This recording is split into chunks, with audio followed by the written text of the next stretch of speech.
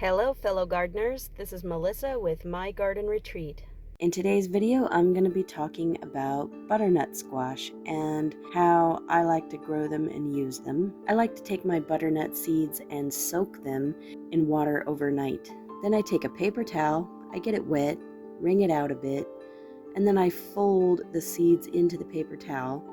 And I stick the paper towel inside of a plastic zip bag with a label on it so I know which seeds they are, and I'll leave them in there for about a week. Depending on your seeds and how warm you keep them, it may take longer or it may happen even faster.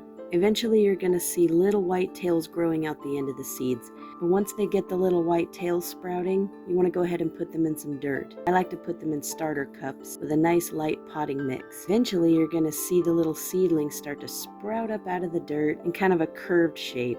They're going to pull themselves out of their seed shell and the leaves will start to open up.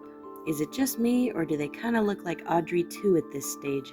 Gradually these seedlings will get bigger and bigger. That's when you can set them outside to sort of harden off. Then as you put them in the ground in your garden, you get to watch them grow in various different stages. And this is one of the most fascinating parts for me. Now when the outside of the butternut starts to turn kind of grayish and then eventually kind of tan, you can go ahead and harvest it. The biggest thing I love about these is they last so long. Right now it is March 2025 and I still have butternuts that I harvested in fall of 2024. Okay, so here at near the end of the season, we've got some of the butternut squashes that we grew in our garden. There's 4 of them here.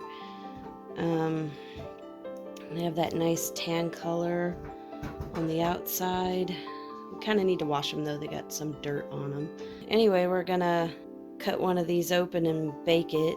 Enjoy some of the bounty from our garden. So we're just going to cut this in half, take the seeds out, and then we're going to put it on a baking tray and put it in the oven.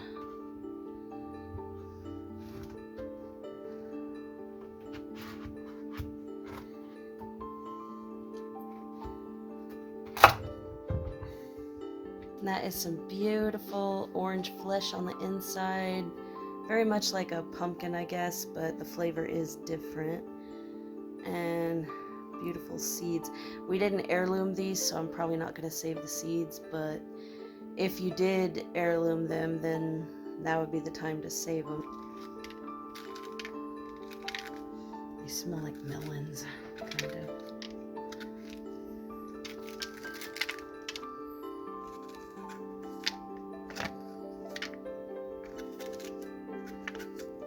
Alright, so we got these seeded, and I like to bake them at about 350 for around an hour.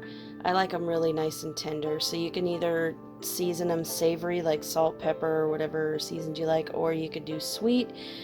We're most likely going to do sweet, which is some butter and brown sugar, but I wait until they're nice and soft and then I take them out.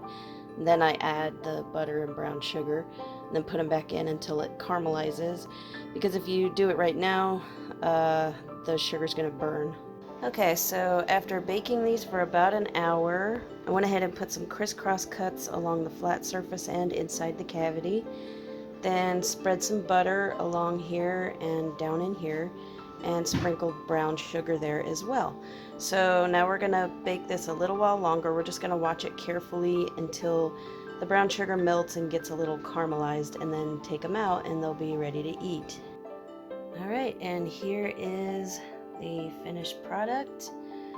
We get melted butter and brown sugar all down into the butternut squash.